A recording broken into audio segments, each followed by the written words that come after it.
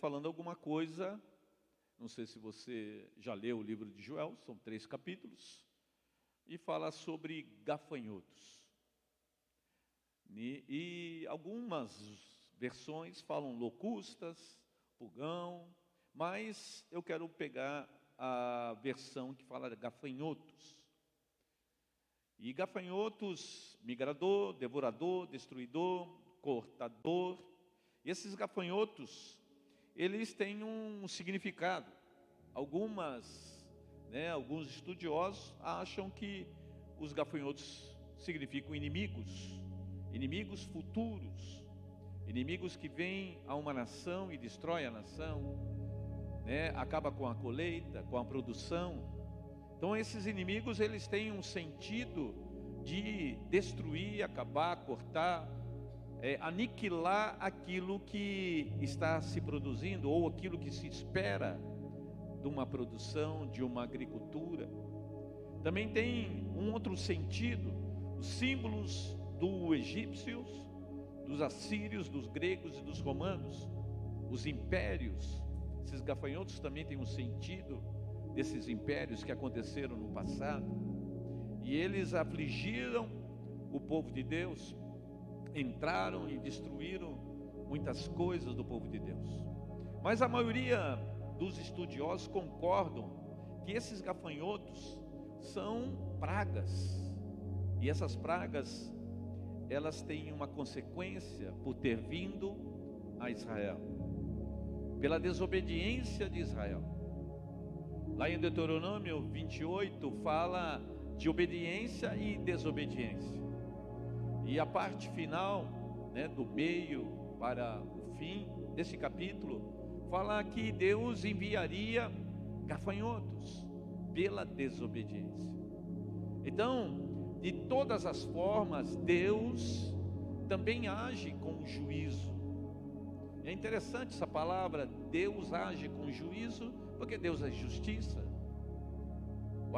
Um dos atributos de Deus é justiça.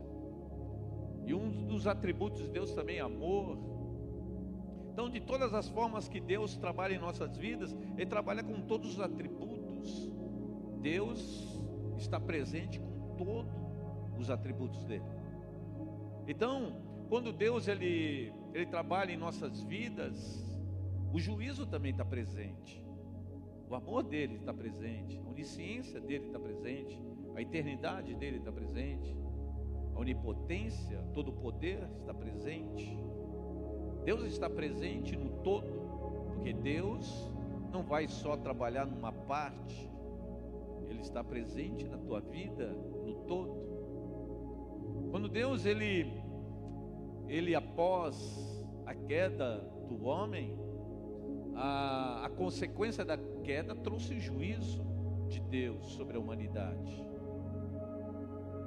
Deus estabeleceu que o pecado, toda alma que pecar perecerá, estará em condenação. Então Deus estabeleceu que o pecado traz condenação, mas também Deus está presente com amor, e Ele precisava, dentro daquilo que Ele estabeleceu, que o amor dele chegasse a mim e a você. De que maneira que poderia curar e fazer com que a condenação não existisse mais na sua vida? Deus precisava resolver a questão do pecado, mas não teve nenhum homem que poderia resolver essa questão. Então Deus se faz homem, e Deus vem a esse mundo, e Deus, para resolver a questão da condenação, Ele resolve ir para uma cruz, se tornar maldito por minha causa. Mas ir à cruz significava que Ele teria que atrair o próprio juízo dele sobre ele. Deus chamou o juízo para Ele, o próprio juízo estabelecido de Deus para todo aquele que pecasse, que era para você. Ele substituiu você para ir para Ele, porque Ele te amou. O amor dele foi capaz de trazer o juízo para Ele mesmo, porque não tinha nenhum homem que era capaz disso. Por isso que o amor dele é eterno. E esse amor que é eterno, nós temos a grande responsabilidade de fazer com que esse amor, ele se desenvolva em nossas vidas. Esse amor, ele precisa desenvolver na tua vida aquilo que Deus quer que seja. Então, quando eu olho para esses versículos aqui, eu olho que Deus estabeleceu a condenação, porém, Deus também estabeleceu a cura. Deus estabeleceu a cura para você. O livro de Joel significa o Senhor é Deus. O Senhor é Deus. Deus é Senhor. Quando eu penso sobre isso, e a agricultura, os gafanhotos destruindo toda a agricultura dos israelitas, eu também penso que os corações também foram destruídos por gafanhotos. Porque além de estar destruído toda aquela agricultura, também estava destruído o coração daqueles israelitas. Estava destruído a esperança daqueles israelitas. A expectativa de um novo tempo estava destruída. Por desobedecer.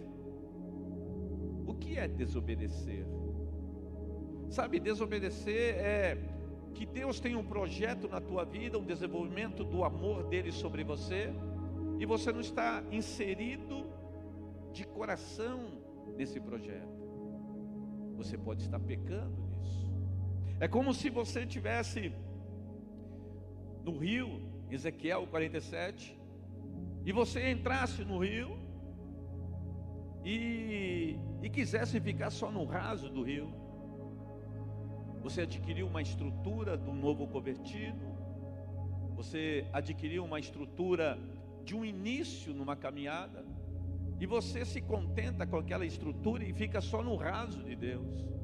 Mas Deus estabeleceu o profundo. Deus estabeleceu algo mais profundo para nós. Mas nós ficamos estagnados no começo. Mas o profundo é um desafio, mas é o profundo onde Deus quer.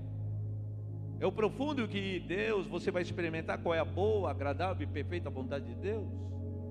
Mas muitas vezes nós ficamos no raso, porque o profundo nos compromete mais. O profundo temos que rasgar mais. O profundo significa que Deus tem que ir mais profundo em nós. E quando Ele vai mais profundo, revela coisas, revela sentimentos, revela, impotência, revela situações que talvez eu não queira passar, ou eu não queira que aconteça, mas Deus te chama para isso. Porque esse livro diz que o Senhor é Deus, ou seja, o que é Senhor? Senhor é dono. Deus te chamou e te comprou para ser teu dono. E ser teu dono significa que Ele tem condição de ir no profundo da tua vida, e Ele pode mexer porque Ele é dono da sua vida em qualquer área, porque você o chama de Senhor. Amém? Se você está chamando de Senhor, você está o que? Dizendo, olha, Senhor, pode mexer, porque quero que o Senhor seja dono. E é interessante que Deus trabalha não sozinho, mas te chama para esse trabalho, para essa obra que Ele quer fazer na sua vida, porque você está sendo chamado de cooperador, de alguém que participa de uma obra maravilhosa que é você. Você é a obra-prima do Senhor. E essa obra-prima, ela é interessante, olhando para esse livro, no capítulo 1 fala que o trigo estava em falta, o vinho estava em falta, o óleo estava em falta. E essa característica desses elementos aqui tão familiar para nós. Porque trigo significa palavra, estava em falta. Estava falta vinho. Vinho significa alegria, algo vindo de Deus. E o óleo significa unção para viver o propósito de Deus. Sabedoria para viver o propósito de Deus. Então esses campos estavam arruinados e a terra desolada e o coração estava desolado. Mas Deus estava levantando um profeta que tinha a característica e o nome que o Senhor é Deus. E esse profeta estava dizendo: olha, há solução para você. Há solução que talvez você não veja, mas Deus envia uma palavra para você hoje. Envia uma palavra para você hoje dizendo: olha, o trigo está destruído, as uvas secaram, o azeite acabou, mas há solução. E essa solução é tão importante que Deus quer que você colabore, faça a sua parte para isso. E Ele fala: olha, você deve fazer um jejum, você deve chorar, você deve clamar. E é uma coisa que todo mundo sabe. Você sabe. Foi falado aqui de jejum, orar. Você sabe fazer. E ainda ele fala: ó, o dia do Senhor está próximo. Ou seja, além dos gafanhotos serem uma destruição, uma praga, algo, uma epidemia, uma série de coisas terríveis, ainda o dia do Senhor está próximo, ele é terrível. Ou seja, lá na frente ainda tem algo pior ainda. E Deus está falando assim: antes desse dia eu tenho algo. Antes desse dia eu tenho algo. E no capítulo 2 começa assim: o dia do Senhor já está chegando. Usam muito este livro nas condições escatológicas, dizendo que isso está prefigurando um tempo que está se aproximando e um tempo de juízo. Então, falar sobre atributos, a bênção do Senhor, o amor de Deus está estendido para nós e sobre nós. Vocês estão entendendo, amém? Vocês estão aí? Acho que nem todos estão aqui. Toca no teu irmão, fala: você está aí, irmão? O que ele respondeu? Falou que está aí? Glória a Deus, então. Amém? E o Senhor está falando assim no capítulo 2: voltem para mim de todo o coração. E é interessante, coração. Você sabe que no coração, no Velho Testamento, no hebraico, é mente. E no coração, no grego, é kairos. Isso significa lugar de emoção. Mas como é estabelecido no coração, no mente, então nós temos que entender o que é a mente. A mente está dividida entre emoção, coração e vontade. Isso significa que Deus está querendo dizer: você deve se voltar desta maneira para mim. Não rasguem as roupas, não sejam superficiais. Não demonstre algo que não é o coração. Não chame a minha atenção superficialmente. Não queiram que eu abençoe você no raso. Eu estou te chamando para o profundo. Queiram o que eu desejo dar. Queiram o que eu estou pronto para abençoar. Desejem o óleo fresco, o vinho novo, o trigo que vem de Deus. Deseje isso. Se voltem para o Senhor. Voltar vou dar atenção para Deus. Vou chamar a atenção do Senhor. Se meu povo, que chama pelo meu nome, orar e buscar a minha face, ele não está falando buscar, mas buscar a minha face. Ou seja, busque a face de Deus. Como tu busca a face de Deus? Busque tanto para Deus se virar para você e dizer: estou aqui. Porque muitas vezes nós estamos buscando Deus e Deus está ali. O nosso buscar não está intenso. Mas busque tanto para Deus se virar para você. Aí você busca a face. Amém? Pois Deus é misericordioso, Ele é compassivo, Ele é lento para se irar e cheio de amor, está sempre pronto. Deus sempre está pronto. E Ele não volta atrás, porque Ele decidiu te abençoar. E se Deus decidiu te abençoar, se Deus é por nós, quem será? Perto está o Senhor dos que têm o coração quebrantado. O que é coração quebrantado? Coração que não sabe lidar com algumas coisas. A Bíblia fala: bem-aventurados humildes de espírito, porque entrarão no reino dos céus. O que é humilde? O que é ser humilde? Muitas vezes nós procuramos ser humilde, demonstrar algumas coisas. Ser humilde é você ser incapaz, muitas vezes, de resolver uma coisa. É como se fosse uma firma. Ela entrou em falência, ela não consegue pagar suas contas.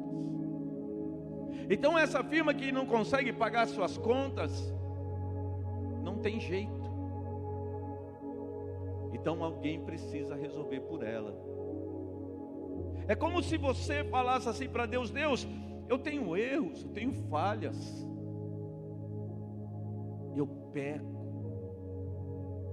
eu sou mau. Deus, eu não consigo resolver e ser bom. Eu estou falido, eu não consigo resolver isso. Você chorar e sentir isso e dizer: Senhor, tome minha vida.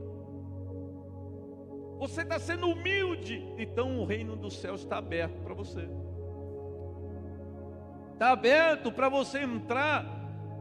E a riqueza de Deus, como está lá em Efésios capítulo 3, fala que Deus é rico para te abençoar e trazer riqueza para você. Mas que riqueza é essa? A riqueza que eu tanto preciso para ser rico para Deus, e não rico para os homens. Não é constituição de bens, adquirir bens, não é esse tipo de riqueza, mas é a riqueza de um coração completamente governado por Deus. É um coração, querido, igual a Deus. É um coração alinhado com Deus. É um coração que sabe quem é Deus.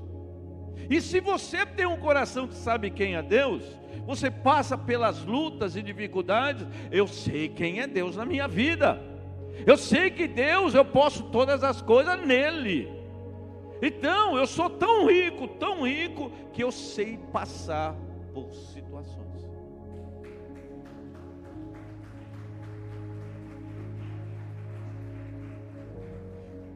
Isso está diante de nós. Precisamos o quê? Rasgar o coração. E rasgar o coração é nesse sentido de quebrantamento. Os sacrifícios para Deus são um espírito quebrantado. Deus espera esse sacrifício. Deus espera o sacrifício que não é por atitudes superficiais, mas profundas. Deus quer te chamar a atenção para algo que ainda não chegou no teu coração, como nós já lemos lá em 1 Coríntios. Aquilo que não chegou no teu coração, que você não ouviu, você não viu, está preparado para aqueles que amam ao Senhor. Mas o que é isso? O que está preparado? Veja o contexto. O que está preparado? Muitas vezes nós pegamos esse versículo no sentido de: olha, Deus tem muita bênção para mim, muita bênção material, financeira, e nós pensamos, Deus está preparando coisas excelentes para mim. Por quê? Porque a nossa alma muitas vezes está muito ligada nisso. Mas o que Deus tem preparado para você são as riquezas que temos em Cristo. O que é em Cristo? Lá em Efésios fala muito esse termo, em Cristo, em Cristo, em Cristo. Em Cristo eu posso, em Cristo eu sou rico, em Cristo eu tenho tudo, eu tenho a plenitude em Cristo. Fala sobre isso. Então o que Deus está querendo dizer? Que o que tem preparado para você é a paz que tem em Cristo, é a vida que tem em Cristo, é a alegria que tem em Cristo, é o poder que tem em Cristo, é a unção que tem em Cristo, é o óleo que tem em Cristo, é o trigo que tem em Cristo. Tudo que tem em Cristo está preparado para você. Então o que você precisa é buscar essa riqueza, porque o que vale, irmão, o que é importante não é as condições que eu vejo com esses olhos, que acho que pode ter segurança.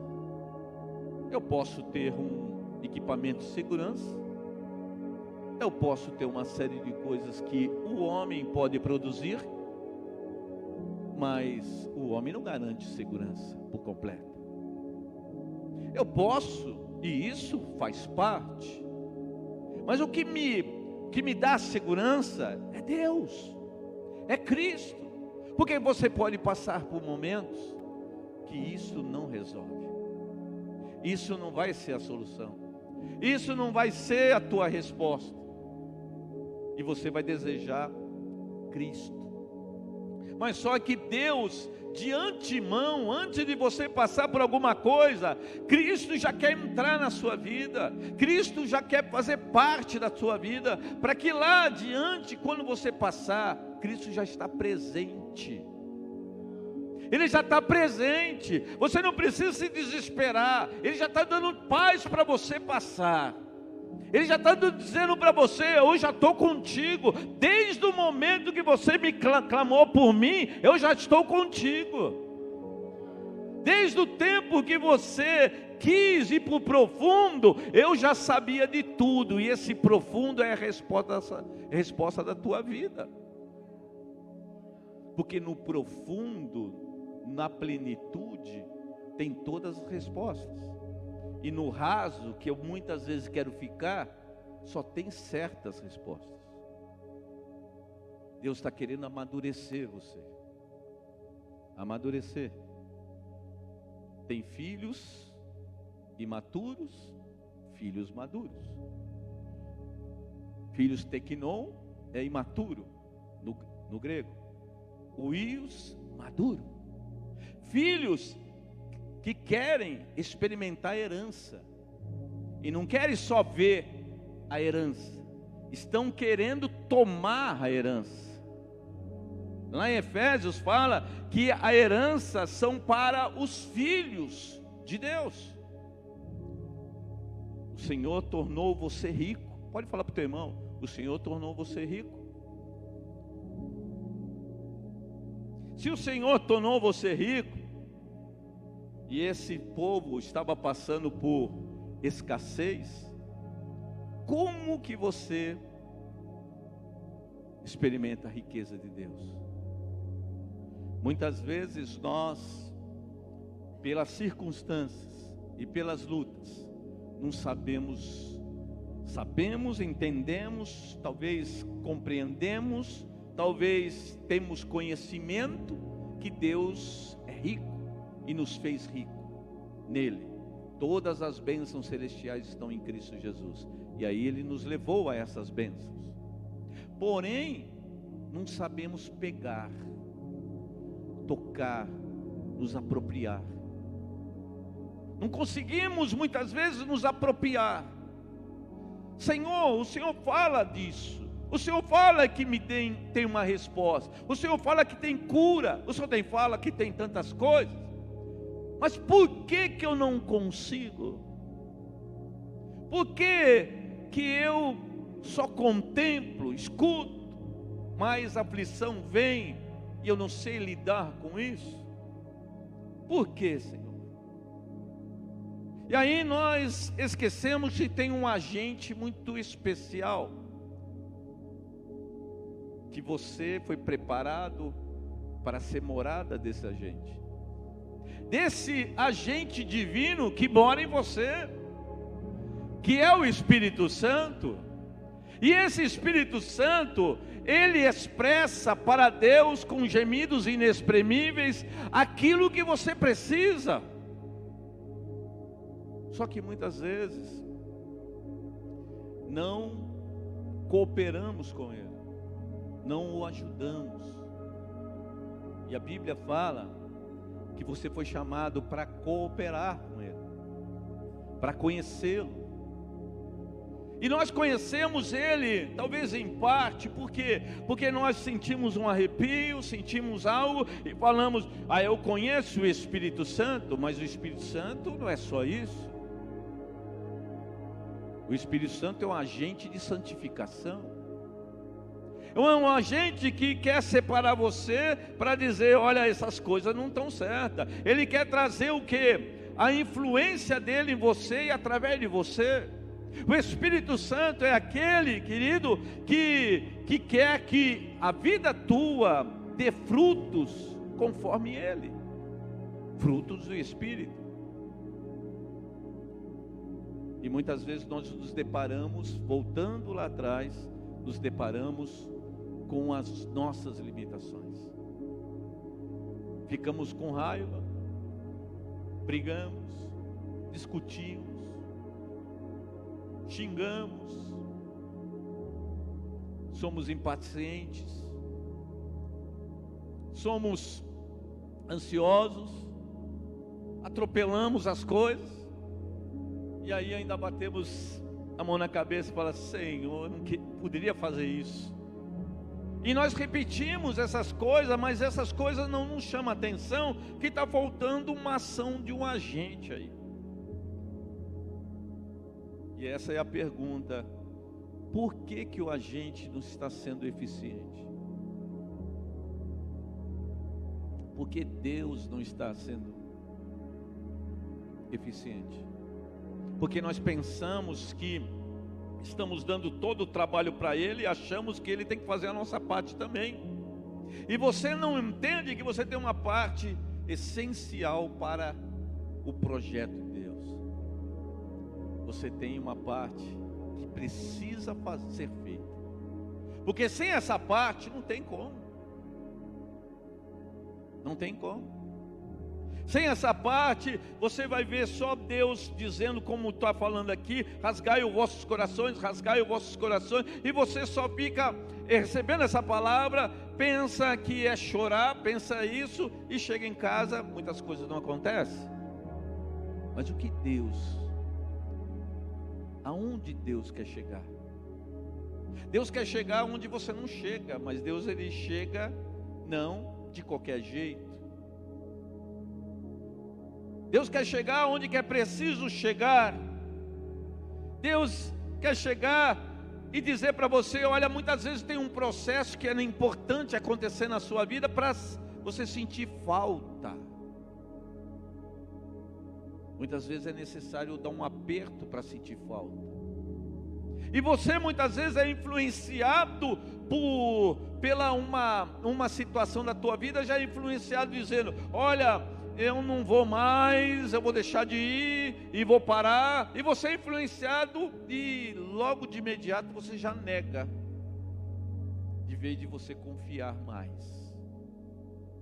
A igreja não está bem, então eu já sou influenciado por você não estar bem. Olha, já entro na igreja dizendo: não está bem, aí eu já não louvo mais do jeito que tem que louvar, eu não adoro mais, eu não recebo a palavra como tem que receber.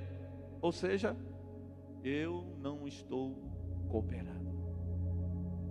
Deus está dizendo: pare de ser menino na fé. Não olhe e não seja influenciado por circunstâncias. Olhe para Deus. Hoje nós estamos à mercê de uma eleição, e muitas vezes na eleição que está, se parecendo, parece que o inimigo está ficando forte. Mas Josafá olhou para o inimigo, e o inimigo era grande, e as pessoas do inimigo se levantaram, chegaram perto do muro e falaram assim: olha, você confia em Deus? Não tem jeito. Muitas nações confiaram em Deus e não deu certo. E Josafá não ouviu isso, não deixou isso entrar no coração. Deus continuou sendo Deus. E isso que eu quero passar para os irmãos: rasgai os vossos corações. Talvez a desobediência nesse estado aqui, ela não significa um pecado grande, um pecado, que todo mundo acha que aquilo é o pecado. Não, muitas vezes, querido, uma influência na nossa vida, uma maneira que interpretamos situações, vira pecado, porque não estou aonde devo estar. E Deus fica impossível de agir. Mas Deus quer levantar você. Essa noite Deus quer chamar você a atenção. Fala assim: olha, os teus pensamentos não são os meus, mas se você desejar saber os meus pensamentos, os meus pensamentos são bons para você, são abençoadores para você, são para você se levantar e orar e agir, porque eu sou com vocês. Deus está querendo dizer isso.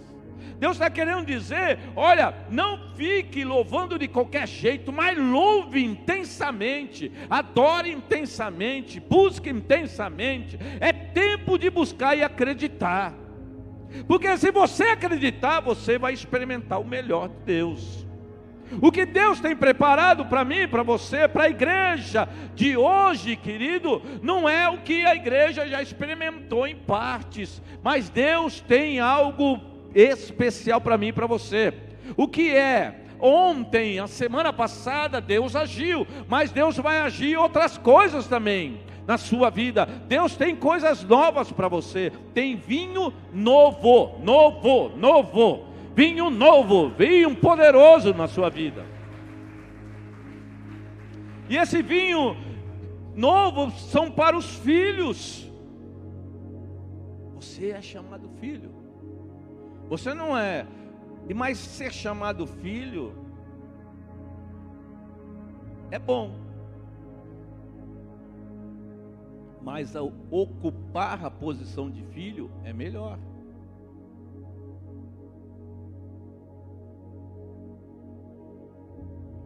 Eu tenho um filho que não está no caminho. Ele é meu filho, mas se ele ocupar a posição, é melhor do que ser chamado só de filho. A posição de filho, Deus está te chamando para isso. Você ocupar a posição que é devida, ou seja, nós falamos do amor de Deus em Cristo Jesus. Jesus veio na ação do amor de Deus. E o amor de Deus é para que você seja filho. E se você não for um filho, efetivamente, você está não na vontade do Pai.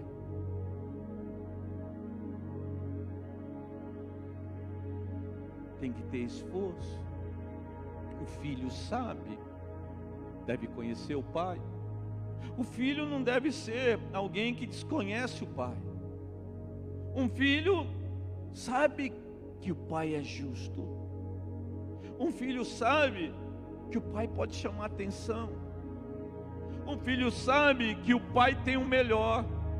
O Pai também tem situação que é preciso acontecer para aflorar, para trazer coisas. Mas o Pai cuida dos filhos. O Pai cuida de você. Deus, Ele quer que você confie nele. E aí no versículo 28, no capítulo 2, ele começa a falar do derramamento do Espírito Santo. Ele começa a falar de coisas que Deus preparou para você, para mim. Ele está falando, olha, você vai experimentar o derramamento do Espírito Santo. Você vai experimentar aquilo que o Espírito Santo quer fazer, quer te usar. Que dias que se aproximam aí. Sabe, irmãos, eu um tempo, quando eu voltei, eu vim para Peniel, aliás, 6 meses depois eu comecei a visitar o hospital, lá em São Vicente. E eu não estava bem dentro de mim, porque eu frequentei um ministério, abrimos um ministério antes da Peniel, e eu fui muito machucado. Eu não confiava mais em líderes, mas eu entendia que não podia generalizar. E eu precisava o quê? Ser curado no meu interior. Mas 6 meses na Peniel, a pastora Eliene, naquele tempo não era pastora, 98, ela falou assim: irmão, o que o irmão deseja fazer? Eu falei para ela, olha, irmã, eu não quero fazer nada, eu quero ficar na igreja, eu me machuquei muito com liderança, eu espero isso ser resolvido. Mas o que o irmão, ela insistiu, o que o irmão quer fazer? Eu gostaria de visitar o hospital. Um mês depois ela me passa um grupo de 3 pessoas e fala, olha, vai ter um tipo de um curso lá no hospital, introdução. Aí eu fui lá, e eu não rejeitava desafio. Uma coisa que eu não fazia era rejeitar desafio. Se viesse desafio, a pessoa está me provocando. E eu fui. Eu comecei a visitar o hospital, todo sábado eu ia visitar o hospital. E nós começamos a ganhar vidas para o Senhor. Em um ano de visitação ali, nós ganhamos 154 pessoas para Jesus. E aí eu anotava o nome das pessoas e o telefone, e ligava depois que ela tinha alta, e perguntava se ela queria um curso, uma visita na sua casa. E algumas queriam, e nós íamos lá na casa e ganhávamos a casa para o Senhor Jesus. Porque tinha um dilema, um lema lá em São Vicente, que era, São Vicente é do Senhor Jesus. Eu entendia, por estar fazendo um ministério ali do hospital, capelania, ali, irmãos, eu estava de alguma maneira, todas as pessoas de São Vicente, de alguma maneira estavam ali internadas, né, dos bairros. Então eu de alguma maneira estava ganhando São Vicente para o Senhor Jesus, eu estava ajudando nesse projeto. Porém, está chegando o horário. Porém, eu comecei o quê? A fazer, nem estava mal e não estava bem, mas eu fazia, eu visitava. E um dia, uma irmã, entramos num leito. Olha bem, eu não estava curado, mas estava fazendo. Eu não estava bem, mas estava fazendo. E quando eu entrei naquele leito, eu e a irmã, eu estava de avental, a irmã, a senhora que estava ali, ela falava assim, doutor, me chamou de doutor. Aí eu falei, eu não sou doutor, mas eu vim falar do doutor dos doutores aqui. E ela, quem é esse doutor dos doutores? É Jesus. E ela ficou ali eufórica, Jesus, eu quero Jesus, eu quero Jesus. Começou a gritar, eu falei, meu Deus, deixa eu falar de Jesus para a senhora. Não, eu quero Jesus, deixa eu falar de Jesus para a senhora. Ela acalmou, eu fui falar de Jesus. Ela aceitou Jesus como Senhor e Salvador. E ela não via, ela não enxergava direito. Ela quase cega. E eu falei para ela, o que a senhora quer que eu ore? Ela falou assim, eu gostaria de ver. Eu gostaria de ter alta. Quero sair do hospital. Isso era no sábado. E aí eu orei por ela, uma oração comum, sabe? Senhor, abençoa essa vida, derrama o teu poder, cura ela. E foi embora. 6 meses, mas não sei quanto tempo, mas um tempo posterior, nós ligamos para ela.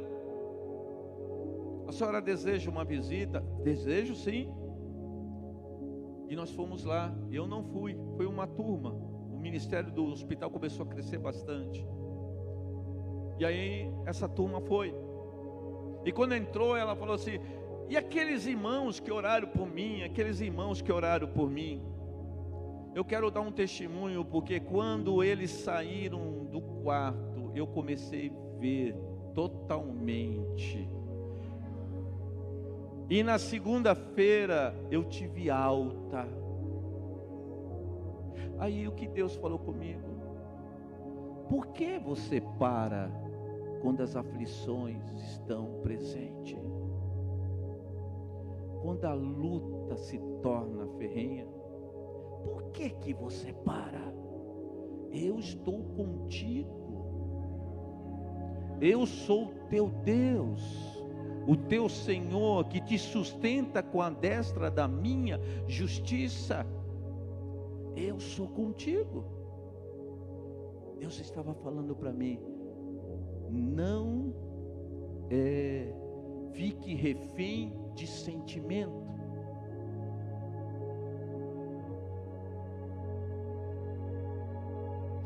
Eu estava pensando ali, e Deus estava falando ao meu coração: quantos corações tem aqui que os gafanhotos estão fazendo destruição, estão comendo colheita, estão deixando de produzir, estão experimentando escassez, não conseguem sair disso. Dê uma palavra, rasgue os corações,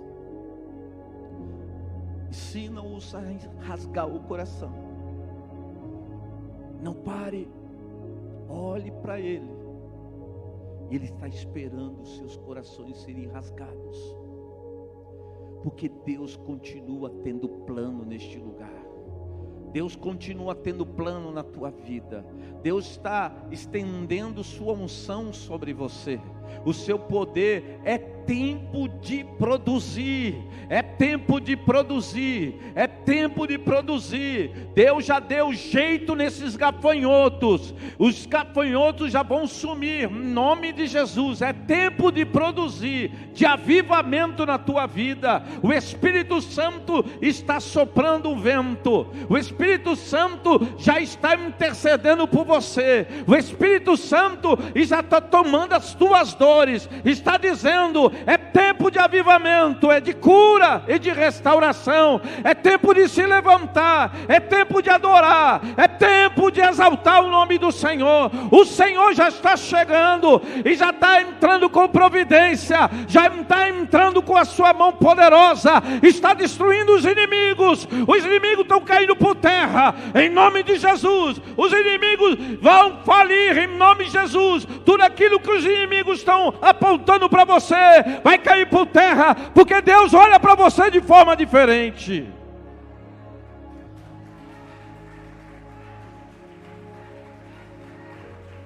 Aleluia.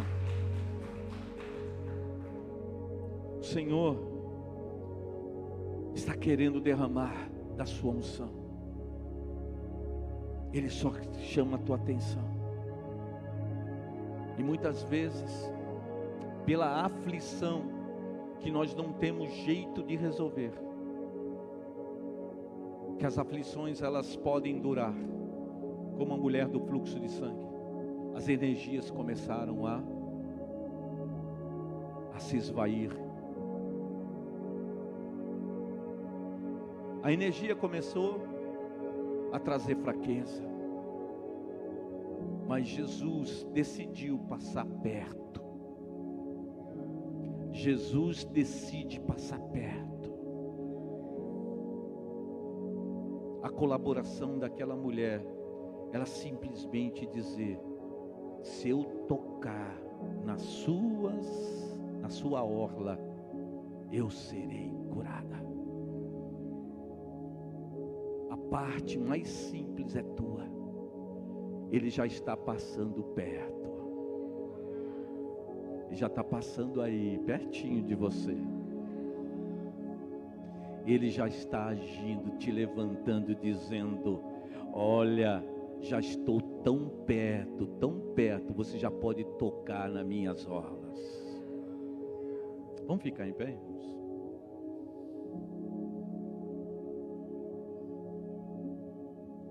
Meu filho, o mais novo,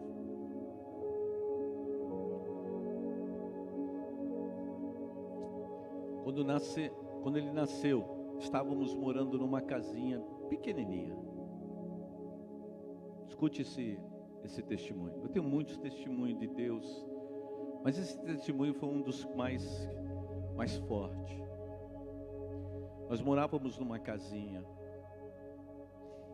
passamos momentos difíceis, chegamos ao ponto dos momentos mais difíceis, antes da Peniel, eu chegar e no final de uma feira procurar frutas para os meus filhos. Não tinha dinheiro. Eu pegava alguma fruta, cortava a parte ruim e levava a parte boa. Chegou um momento que a situação começou a piorar. Eu tive vontade de puxar a carroça. Não bebia, não fumava, não fazia nada. Eu falava: vou ganhar um dinheirinho para pagar o meu aluguel. Mas tive vergonha de fazer isso.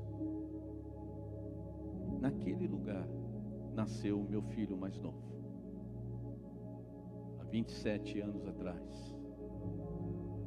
E eu falava assim para Deus: Deus, até quando? E Deus tinha levantado uma pessoa para dizer para mim que eu estava passando um pouquinho antes: irmão, se prepara porque a luta vai ser grande. E de fato foi grande. Mas Deus sabia o que estava fazendo, porque eu não valorizava coisas.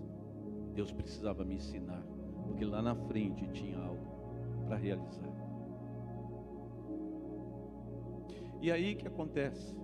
Quando chovia forte, tinha perto ali São Vicente, os canais, coincidia com a maré, enchia. Muitas vezes, a maioria das vezes não entrava água, mas a casa, as paredes, corria água. E fomos no médico, ele tinha bronquite, nasceu com bronquite. E aí o peito dele, quando virava o tempo, era horrível. Eu falava: Deus, orei ao Senhor. E quando chegamos no médico, o médico falou assim: você tem que sair dessa casa. Mas como eu vou sair dessa casa que eu não consigo pagar aluguel em outro lugar? E aí eu resolvi, eu fui muito influenciado com a minha avó, de orar, cura divina. Eu fui buscar o Senhor. Eu busquei o Senhor. Rasguei o meu coração. Falei: Senhor, eu creio em Ti. O Senhor é rico, o Senhor é poderoso, o Senhor cura, o Senhor levou sobre si as nossas enfermidades. Senhor, o Senhor é poderoso de fazer uma obra tremenda. Eu comecei a orar. Irmãos, não vou falar o tempo exato, mas acredito que foi mais ou menos 6 meses depois, meu filho foi curado completamente naquela casa. Não precisou de mudar, o poder de Deus estava presente naquela casa. Muitas vezes o poder de Deus está presente, só basta você buscar de todo o coração. Deus já está presente, já está aí pertinho de você. Deus tem uma obra tremenda. Vamos louvar o Senhor?